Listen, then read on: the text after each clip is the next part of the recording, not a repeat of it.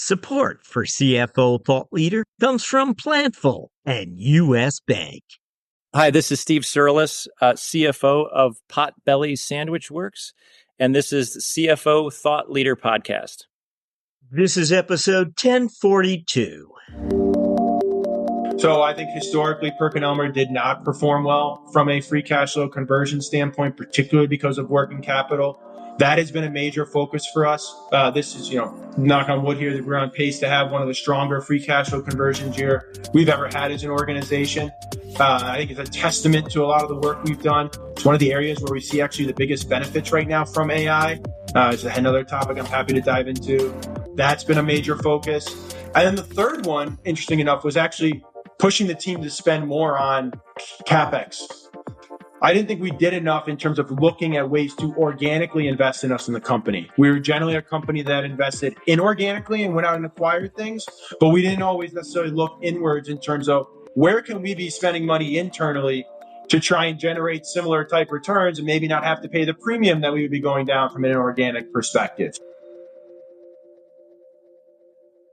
Hi, it's Jack. On today's episode, we speak with Max Krakowiak, CFO of Revvity. Max Krakowiak stood on the pitcher's mound, ignoring the first drops of Seattle rain.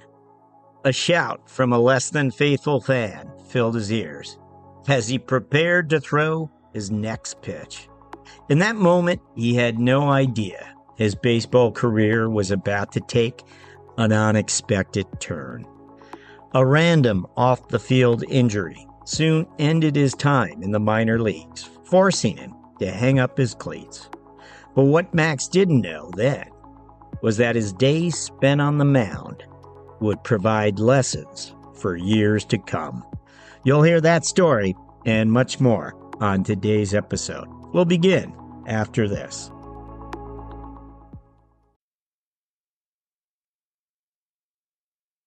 Ready to plan confidently, close faster, and report more accurately? Here's what sets Plantful apart. Imagine purpose-built applications for every department, from FP&A to accounting, marketing to HR, all with built-in financial intelligence. It's easy to implement Plantful in just weeks and with minimal IT involvement, so you can rapidly and seamlessly engage everyone across the business on your key financial progress. Best of all, Plantful grows with you. Its unparalleled scalability ensures that no matter how fast your business expands, Plantful can keep up. See why over 1,500 customers worldwide choose Plantful as their flexible, user-friendly, end-to-end financial performance management platform. Go to plantful.com/CFO Thought Leader to see how you can reach peak financial performance with Plantful.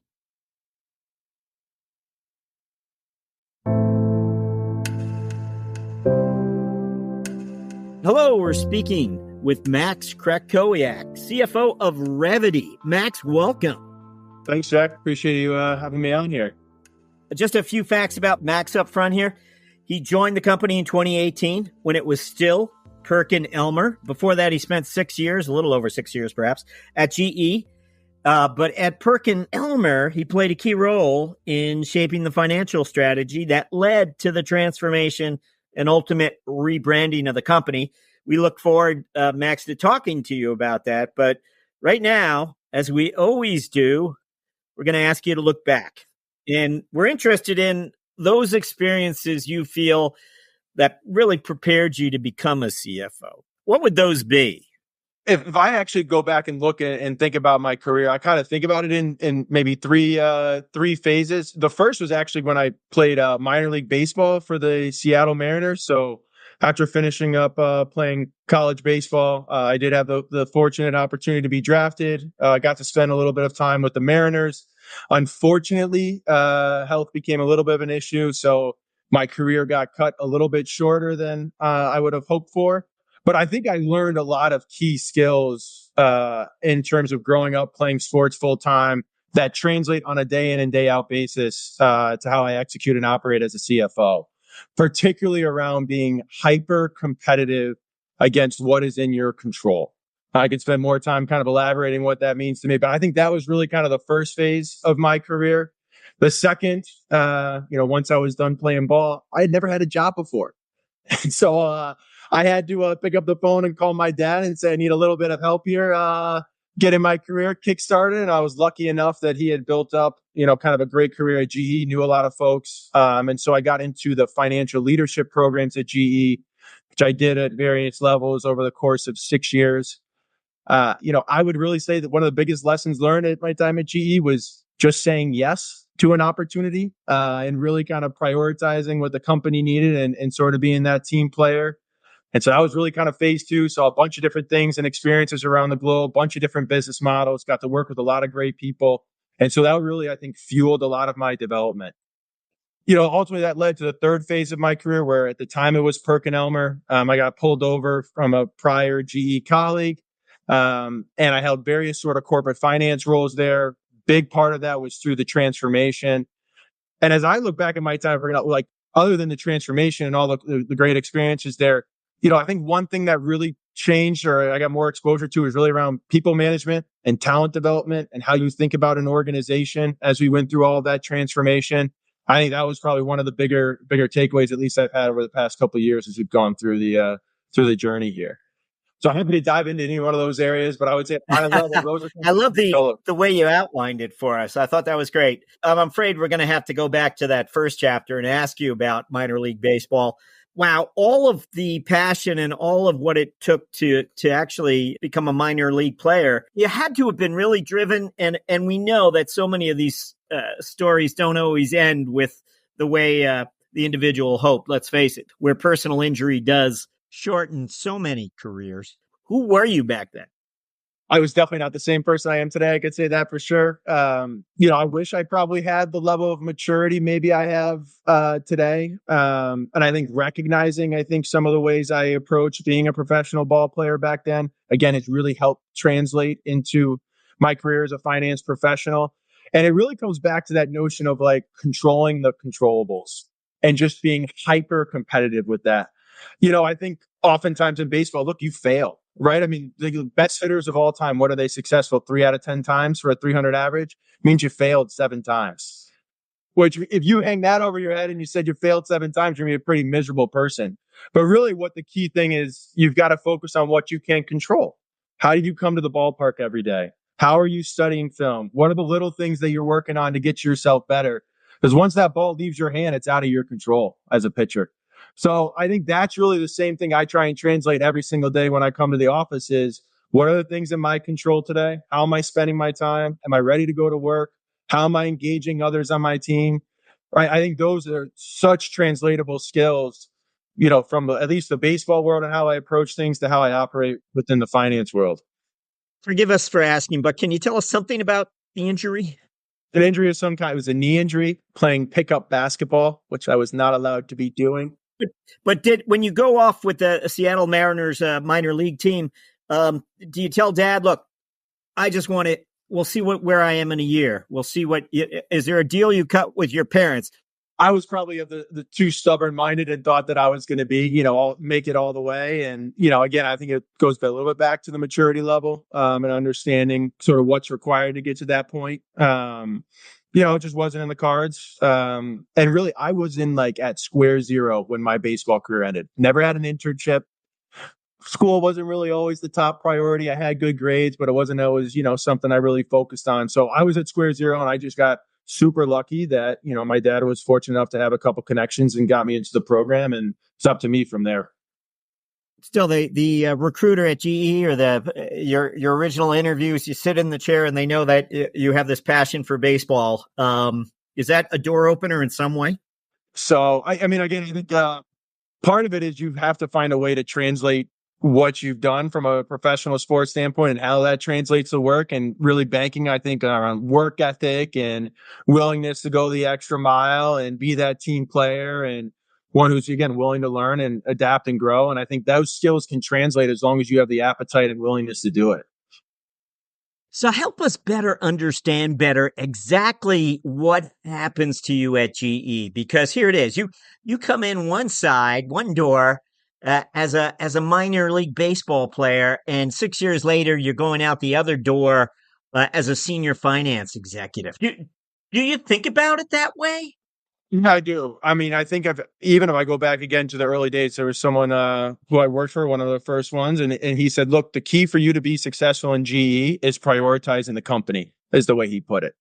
It's kind of a weird concept, a little bit, if you think about it, right? In terms of making the company your priority. I'm not sure everyone generally thinks about work in that regard, but it really is true. And I took it to heart. If you're willing to say, yeah, I'll go be relocated to, the middle of nowhere or some countryside in France. This is where I spent some time as we worked through the Alstom acquisition. Like, you're in the middle of nowhere. My wife and kids are back home in the US. Not really a great work-life balance. I'm taking the red eye back on Friday night and taking the red eye back to France on Sunday night from New York. Like, it's not an ideal work-life situation. My wife is super mad, but it's what the company needed. I was put in a position where I was given a lot of responsibility on that project, and it just continues to accelerate your career. I think that was one thing that really made a big difference for me, was the willingness to prioritize the company and be put in high leverage situations. You did enter, you mentioned you were part of that FMP leadership development program that they have. Thinks that's so special. Why do we see it if you're at GE and you went through that, that's on your bio. Part of it goes back to the appeal that it had for kids coming out of school, right? So for anybody who was interested in corporate finance, you're going to get the opportunity to work, with, at the time, was regarded as one of the best companies in the world, and the opportunity to have a rotational program where you're going to host 4 different roles in 2 years. You're going to be able to travel the world, right? Kind of on the company's dime. And they're going to put you through like a mini MBA program. Yeah, it's the GE version of a mini MBA, but you're learning a lot of the same concepts that you would learn if you went and got your master's. So from somebody out of school's perspective, that's a very attractive offering to it. And from a GE leadership perspective, if you're attracting, the best talent coming out of these universities and going to that program, and the opportunity to home grow your talent 2 years out of school, it's a pretty good combination on both sides in terms of, benefiting both the individual, but also the company as they think about their talent pipeline. If I was writing this story, I would write it, he traded uniforms. Do you think that's a fair assessment? You traded uniforms. I think that is. I think that's absolutely right. Again, I think you can choose to view work in a couple different ways. You can view it as a 9-to-5 job that's, paying your bills, and, you just have to kind of clock in and clock out. Or it's something that you're incredibly passionate about and you're prioritizing your career development. You got to be a little bit selfish about it. It's the same thing they say about all the great professional athletes. Usually those that are the best are a little bit selfish because they are prioritizing their career over other things in their life. I think that's a trade-off you have to be willing to make if you really are serious about the acceleration of your career. When it comes time to leave GE, what are you thinking? What is the opportunity that you're looking for? What is it that you want? A great question. It was a very difficult decision. It was a difficult decision, I'd say, for a couple of reasons. One, I'm generally a very loyal person. I think if you had asked me, I would have been somebody who was, a lifer of GE. I think the second tough part is there was a little bit of wanting to continue my dad's legacy to some extent and continuing, sort of the family journey on GE. And I did think about, hey, if I have kids one day, maybe they'll get to grow up and work through the GE program as well. So it was a difficult decision. I think at the time, there was also some writing on the wall in terms of where the company was going, whether or not they really still had the same ambitions they did when I joined. And so I think it was just a combination of where GE was going and what I really wanted out of my career, which was probably to be more in the healthcare industry and focus there. Wasn't going to relocate to Chicago where GE was headquartered with its healthcare business. So the writing was kind of on the wall, but it definitely was not a decision I took lightly. So just your years at GE, you were part of GE Capital for a period, and then you're back in the mothership for a period. Is that right? Could you give us a sense of the type of finance person you're becoming? Are you more commercially oriented than others? Are you more of a traditional auditor? Who are you? It's a great question. I would actually say probably earlier in my career, I would have told you that I was very much more of a financial services type finance guy, just coming up through the GE Capital days. It is a wildly different finance professional who works in a financial services industry versus what I would consider corporate finance or like the industrial side of GE. They are two different people. I think when you are actually doing corporate finance for the manufacturing of products and really understanding the overall business strategy and the markets that you're going and playing, that is a whole different dynamic than when you're working almost as a bank, quote unquote. And so I think that was one thing that I definitely transitioned as I moved out of the FMP program from Capital into back to the mothership, as you put it. And I think that's probably much more of the finance leader I am today. Is much more ingrained into the actual products and the value we're bringing to the overall community, as opposed to just printing money, for lack of better words. You arrive at PerkinElmer. You're a senior finance director, commercial finance. Tell us about that actual role. What and why it got the nod for you, from you. Yes, I want this. So I would say when I first joined what was, again, PerkinElmer at the time in 2018, I actually came over as a FP&A analyst of one of the business segments. And then I transitioned over into the commercial finance role. It was another one where I don't know that I necessarily reached out wanting to go take the position. It was more of a, hey, we have the need here. Why don't you please slide into that? So I think from that sense, it was another one of those prioritizing the company and what it wants. But I think for us as an organization, we had just gone through an entire commercial reorganization in 2019. We had just appointed Prahlad Singh, our current CEO, as CEO at that point in time. And so that was one of his big first initiatives, was to basically create a centralized sales force between our two business units around the globe. And so that, well, I would say was a large part of the undertaking when I was first in the role, in terms of harmonizing our incentive plan for our sales reps, how we actually do our list price updates on an annual basis, how we go about do our quota planning for the year. So a lot of it was just process harmonization, and really aligning our teams and figuring out the best way for us to go to market. And so it was a unique learning opportunity for me, but one that I think was heavily on change management. So I just want to illustrate for the listener your climb there, which in a very short amount of time, within the first year, you're a VP. Within the next year, you're a senior VP, and you get the CFO title. I think before the actual rebranding happens. Is that sort of the trajectory? And this is all happening very swiftly within 4 or 5 years, all total. Is that right? That's right. So tell us what's happening to PerkinElmer. Are there certain businesses that it's getting out of? Is it sharpening its focus? What's your organization about? Yeah, so the transformation's probably gone on since maybe the end of 2017. At that point in time, PerkinElmer had 3 business units. There was 1/3 diagnostics, 1/3 life sciences, and 1/3 analytical and food solutions. And so at that point in time, we were at a kind of a crossroads. We had 2 businesses that we really liked in life sciences and diagnostics and high growth end markets, but we were subscale. And we were probably most heavily penetrated in this analytical and food business. So at that point in time, the board had made a decision that we were going to make the effort and spend the capital to bolster our life sciences and diagnostics business, get those to a point where we still had enough size and scale to then ultimately divest the analytical and food solutions business. So that was a journey we went on for 7 years. I would say we went on hyperdrive because of COVID. We were, I would say, a big responder to COVID in terms of coming out with the most sensitive PCR test in the globe. And so from that sense, it was a close to $4.5 billion revenue tailwind for us that kind of, again, came out of nowhere and really, I would say, accelerated this transformation and made it possible within a 7-year window, which rightfully we had always talked about it being a 10 to 15 year journey. And we got it done in, again, 7 years. I want to just think about who you were as you arrive and as they tried to begin to explain to the analyst community, investor community, what they're doing exactly, this transformation.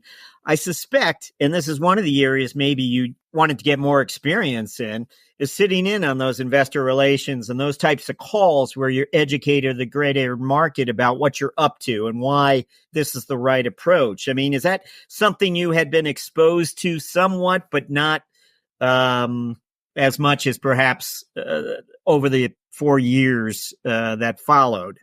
It's a great question. A funny story. So I had zero exposure to investors. Other than, I'd help, Jamie Mock, who was our previous CFO, I'd help him with, the investor calls and the prep and all that type of stuff. But I never spoke, or I never was really on any of the behind the scenes investor calls. So, we had, I got the news that I was going to be, appointed CFO.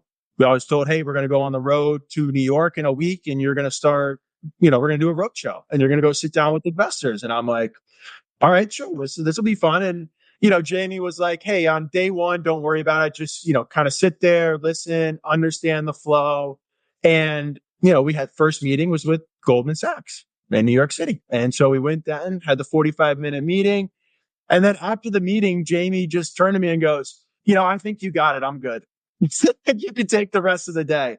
And so it was a little bit trial by fire. And that was I still remember that day vividly, and the 6 people we met and got a little bit better, I think, or I got a little bit better each of the 6 meetings there and understanding the right balance and how you communicate with investors. But it really was a super, super quick learning experience, and you don't really have an option, right?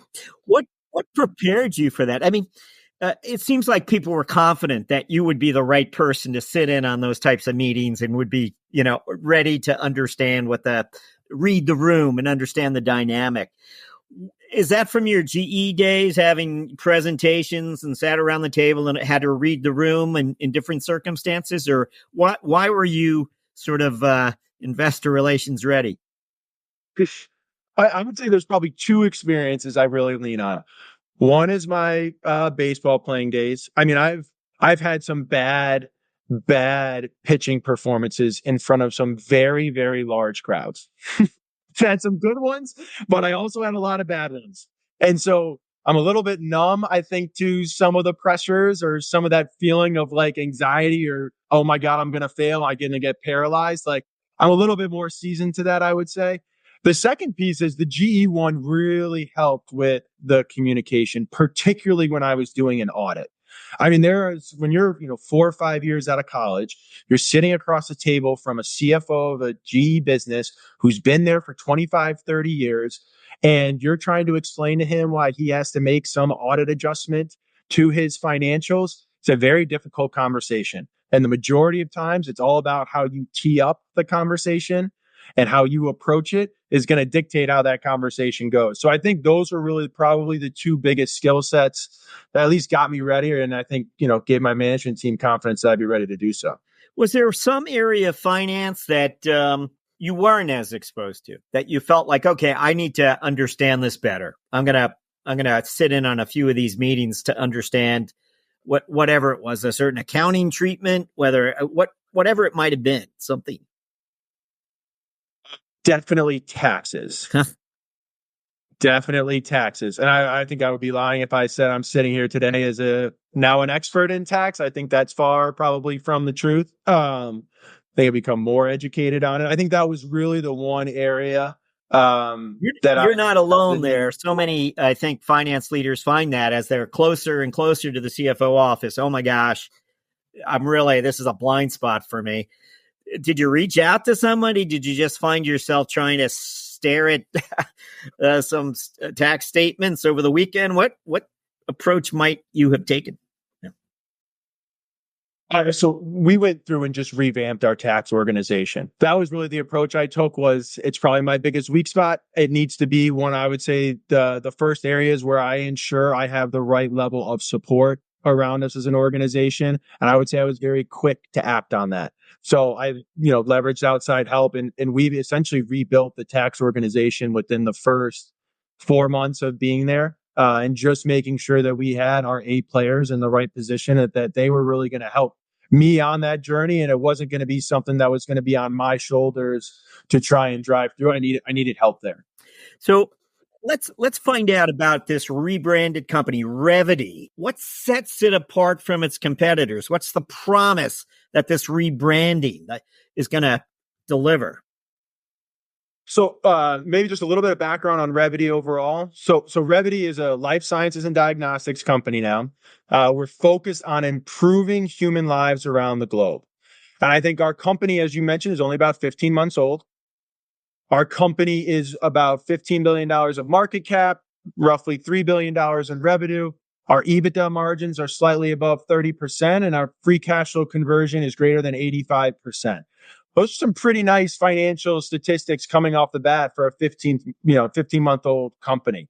I think as for us, when we really look forward to what this rebrand is about, I think for us, it's really I would say almost rebuilding the image of our legacy brands that we have within our organization to be one of innovation.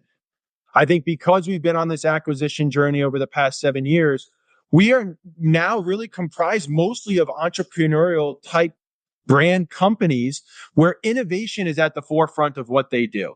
And I think for us, that is really where the focus of our leadership team is on innovation. And it differentiates us with our peer groups. We do not sell sort of me too commoditized type solutions. They are often very innovative.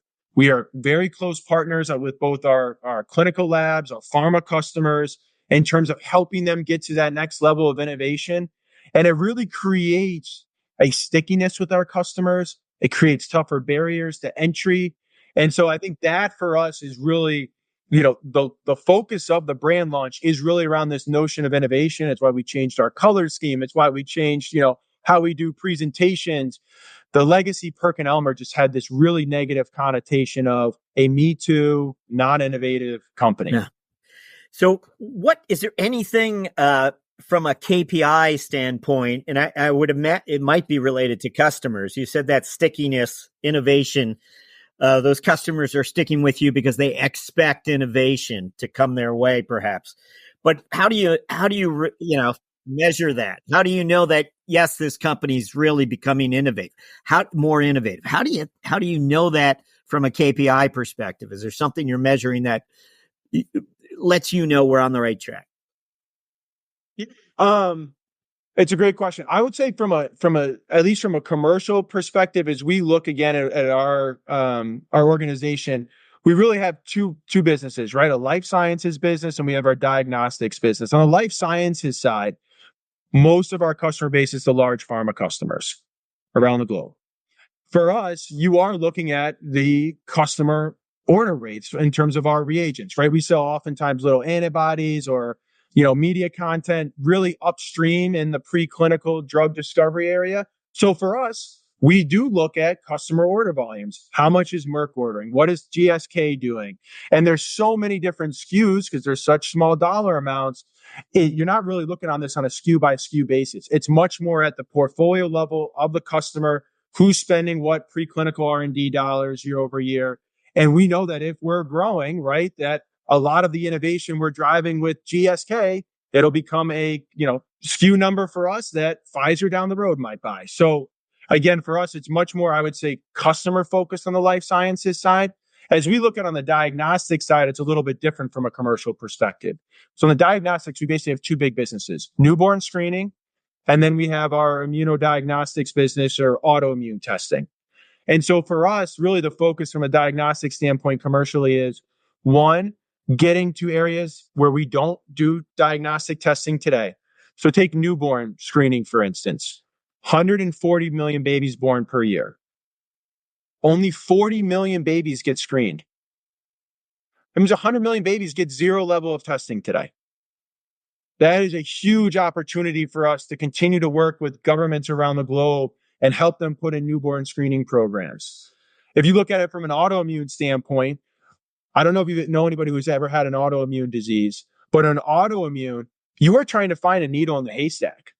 Someone has something going on with their body. They don't exactly know what it is. You need to go run a massive screening panel against their blood to basically see, okay, is it this biomarker that's causing a red flag? Is it this one? And for us, it's much more about continuing to expand that menu, continuing to get it more specific and sensitive so that we can help patients with autoimmune disorders more quickly understand what's going on so they can get the proper cure. So I think for us, that's really kind of how we look at things, at least from a commercial basis between our life sciences and diagnostics businesses. Along the way, as the company transformed and sort of priorities might have changed within the company, is there a time where finance played a role in changing the behavior or, of the organization in some way, whether it was a group of people, a functional area that you wasn't paying close enough attention to a certain measurement, and finance kind of had to educate them or raise the exposure to it. Something you can share with us about changing behaviors and measurements?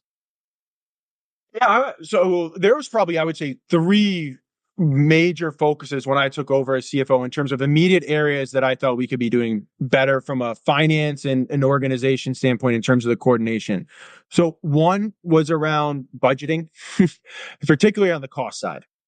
And so I think in the past, we were an organization where it's a little bit peanut butter spread in terms of who got what budget, right? All right, each business gets, X amount of money. We don't want to make anybody unhappy internally.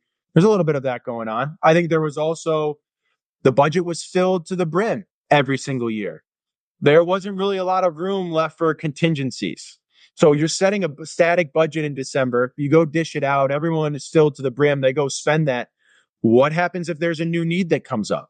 Well, you're not going to go miss the number to the street. How are we going to come up and find these funds and not have it be a huge mad scramble to try and come up with room for us to go spend on some of the things that come up throughout the year? So that was one area I really focused on, was how we budget and how we allocate our cost budgets. I think the second area was around our working capital performance. So I think historically, PerkinElmer did not perform well from a free cash flow conversion standpoint, particularly because of working capital. That has been a major focus for us. This is, knock on wood here, that we're on pace to have one of the stronger free cash flow conversions year we've ever had as an organization.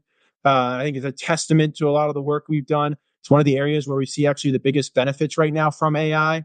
It's another topic I'm happy to dive into as well, but that's been a major focus.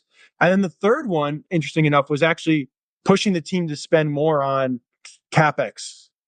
I didn't think we had done enough I didn't think we did enough in terms of looking at ways to organically invest in us in the company. We were generally a company that invested inorganically and went out and acquired things, but we didn't always necessarily look inwards in terms of where can we be spending money internally to try and generate similar type returns and maybe not have to pay the premium that we would be going down from an inorganic perspective. So I think those were probably at least three of the first areas that I really focused on as CFO.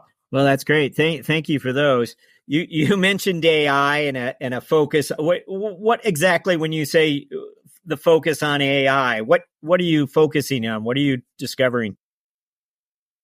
So I think there's a couple of things right now from our side. One, I think, look, in order for AI to be the most powerful tool, you have to have a good set of fundamentals in terms of your data, systems, and processes. It's just, you feed AI bad data in your large language model, your AI is not going to be that effective. You've got to have the right core foundation. And so I think there's a lot of work we are doing, I would say, to secure the core right now and make sure that we are really ready to be able to get the full utilization out of AI. Another thing with AI right now is everything is rapidly changing. You can go and build a whole custom business project based off of Microsoft's chatbot. They're going to come up with an update in 3 months. It's going to completely undo what you just did. So if you want the latest model, start over. So I think I'm a huge believer in AI. There's a ton of opportunity there. I think for us, we are very focused on fixing the core foundation first and making sure we are ready as AI just continues to mature, that we're going to be able to take it on very quickly. I think that's the first focus area. The second is, I do think that there are pockets today where you can start to be using, chat bots and things of that nature to make yourself much more efficient on a day in and day out basis. And so, yes, we're doing all this, I would say, the standard things of, using Microsoft Copilot in terms of summarizing meetings, right? In terms of uploading all of your sort of service documents to a single language model, so that when your engineers are out in the field and they want to look something up in a product manual. It's a quick text, to your chatbot, gets them a quick answer from the manual. I think you're doing some of those basic things. But in terms of like seeing the real generational leap with AI, it's not just us. I think everybody's still a couple years away from that from an overall organization standpoint. Have you begun to find ways to have AI contribute to your forecasting process? Forecasting, I don't think we're there yet. And I think part of the reason is because of the foundation that I was talking about and making sure that we've got our core processes done right. I don't think we're there, at least in our organization, in terms of having AI help with the forecasting. I think, it also doesn't help that we've really only been together as a company now for 24 months since we've really got all the final pieces together. So in that regard, we don't have a ton of history to feed the model. I think from a finance specific standpoint, the one that I'm most excited about is really in our collections team, and actually using chatbots to engage with customers. So sending out the automated emails to our customers saying, hey, here's the invoices you have coming due in a week. Here's might be some ones you have past due. Engaging with the customer. The customer will say, hey, I'm not paying these 3 invoices because you didn't install my machine. It's still sitting there in the box. You got to send a service tech. Well, AI or the chatbot can take that information, go into our ERP, update it, go into our, which then sends it over to our service tech portal, which tells them, hey, go send an engineer here. It prompts the engineer to go out on the visit. And now you've collected, and we've had 0 human touch throughout this whole thing. Right. So I think there are definite use cases today around it. That one's probably been the most powerful for us as a finance organization. Well, we're up to our finance strategic moment question, where we ask you just to supply us with one moment of strategic insight you've experienced along the way. We've had quite a few examples, all types of examples of finance strategic moments. What would be one you'd like to share with us? All right. Look, I actually really, enjoy the idea or the exercise of going back down memory lane and looking, back at some of these finance experiences. It was hard to pick one, but I think the one I would use is probably back when I was an auditor in GE. I think oftentimes when you're, throughout your finance career, but particularly early in your career, everyone always tells you, in order to be a great finance partner, you have to understand business strategy in the markets. I think when you're early in your finance career, you're like, yeah, I get that. But like, how do I do that on a day-to-day basis? Like, I'm just surviving and trying to make sure I don't have a mistake. I'm literally just sitting here crunching numbers. It was very hard to always understand how did that actually apply on a day-to-day from a finance perspective. And I think in this one audit I had, that's when the light bulb really went off. I think for me, it was, we were at one of the GE businesses. We were auditing a portfolio of assets for basically their valuation. And so it was standard audit around DCFs and things of that nature. But there was one asset in particular where we just so happened to stumble upon some market news that would definitely impact the value of this asset. And I use the word stumbled intentionally. We were not out there, doing market research on every single asset we were auditing. We got lucky that we stumbled on this. And what it ultimately ended up turning into is like months of very deep research, very intense conversations with management. This was not a small dollar amount that we were talking about. Ultimately got escalated all the way up to the C-suite of GE. And I was only, we had 4 years out of school, 5 years out of school. But understanding the skill set of what is required to actually understand the market. I mean, like reading 100-page regulatory documentation and trying to scratch through competitors, SEC filings to understand how they are using their assets. Like, it was an immense amount of work, highly contentious, but for me, it really turned the light bulb up in terms of what does it mean to be a finance partner who understands the market and your business strategy. And I think that's a skill set that has really transcended with me throughout my entire career, and making sure I understand why are we doing what we're doing? How are we positioned in the marketplace? What are the competitors doing? And you have to spend a lot of time on it. And if you're not spending the time, you're not going to be good at it. And this was really the one life experience I had where that was really magnified and made me understood what that dynamic meant. Are you tired of manual, fragmented, and time-consuming expense management processes? then the U.S. Bank Commercial Rewards Card might be right for your business. More than just a card, it's an all-in-one card, expense, and travel management solution that replaces outdated expense management methods with a single intuitive platform. Specifically designed to scale with your growing business, it provides the control and real-time insights into spend that you need. It integrates with your existing tools, lets you set custom spend policies, captures all expenses automatically, and liability is kept at the corporate level. Employees can even book travel right in the platform. You also get to choose your rewards, either points or rebates, all while saving money with no annual fee. So why wait? Manage your cash flow better and streamline your business operations today with the U.S. Bank Commercial Rewards Card. Visit usbank.com/CFO to learn more.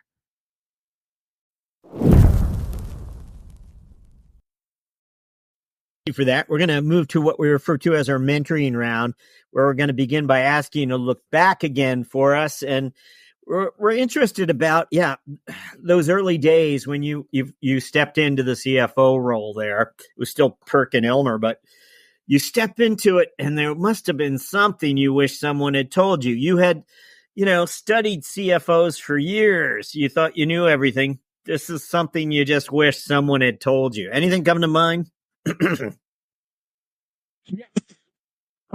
Truthfully, and again, I don't think too much actually really surprised me about the CFO role in terms of how I was more or less spending my time. I do think, though, that the exhaustion, maybe a little bit, in terms of how many different parties you have to keep happy. I thought it would get less if you became a CFO. I think it actually turned out to be way more. And there are so many trade-offs you are having to make on an individual day in and day out basis, and just constantly reprioritizing who you are spending your time with. I think was probably one thing I didn't appreciate coming into the role, whether that be, my other senior leader peers, whether it be my boss, whether it be my direct staff, whether it be my extended staff, whether it be, with investors, whether it be with anchors, whether it be, the list just goes on, right? Customers, suppliers, there are so many more parties you have to keep engaged as a CFO, and making sure that you are properly prioritizing your time is just something I didn't think I'd have to be spending that much time on. I thought it would be less people engaged versus more. We always like to ask our guests to reflect a little on the personal side for us. Is there something a lot of your colleagues might not even know about you? Something you did in the past? Maybe you were, other than baseball, you didn't join any other major minor league teams. What would you share with us? I think most of my team members would tell you I'm a very open book from my own personal life perspective. My life has really evolved since, being a pro athlete to where I am now. I'm married to my college sweetheart. We have 3 beautiful children. They are in the 6, 8, and 10. They are our entire lives outside of work. So from that regard, I don't really have any secrets. I don't really have time for too many hobbies either, other than kids and work. Would you have a book selection for us? It doesn't have to be a business book. It might be something, and it doesn't have to be a book, frankly. It could be a podcast, some sort of information resource. Anything you recommend or something? So I'm not huge into books. I have maybe a little bit of an attention deficit disorder in terms of just not being able to concentrate on things, So I actually, Axios is the news coverage I read. I like it. It's short reads, 3 to 4 minutes. I like it. It's got a good blend of news coverage, also just the fun topical events, sports, social media type stuff. But also, it does a lot of stuff on leadership, which I actually really like. When you get a chance to read those, and I really like to let my mind wander when I read. So although it only says 3 minutes, my mind will go in a different direction off something I'm reading, and I just let my mind wander for 15 or 20 minutes, and sometimes things come out of it. If not, that's okay. I think it's a really important exercise that I push my team to do, is to just have time where your mind can wander.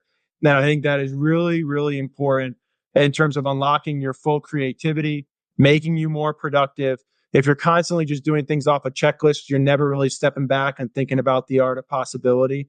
So it's one thing it is one thing I certainly very much push my team to do is to read and also have time to let your mind just wander. Nice. Thank you for that. We are up to our final question where we're going to ask you to look forward for us.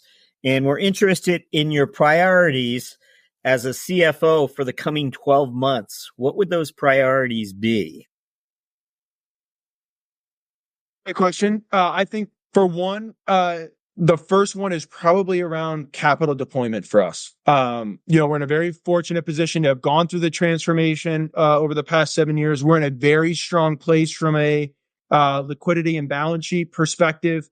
And so for us, that's a very big topic of conversation is how we're going to go deploy capital over the next several years. So I think that is probably the biggest focus area for me. I think the second one continues to be around what we need to do from a margin expansion standpoint. I think for us, we're incredibly excited about the opportunity we have as an organization. Again, we're already above 30% EBITDA, just being 15 months old.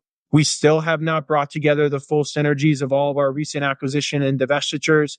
And so for that, we do still have meaningful margin expansion opportunity. So that'll continue to be a focus. And then cash. Those are the three. Cash is king, and I think we've made great inroads there, but we just can't lose the focus, and we've got to keep having that be a differentiator for us. Next, Krakowiak. Thank you for joining us on CFO Thought Leader. Thank you, Jack. Appreciate you having me.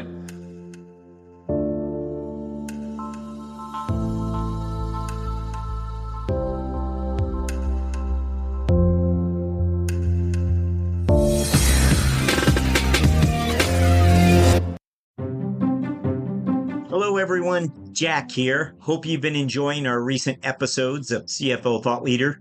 Please know that I don't take for granted this opportunity to serve you. Your time is valuable, and of course, so is the time of our CFO guests. I'll admit to you on certain weeks, I will pinch myself and say, hey, I get to do this for a living. I speak to all these impressive leaders.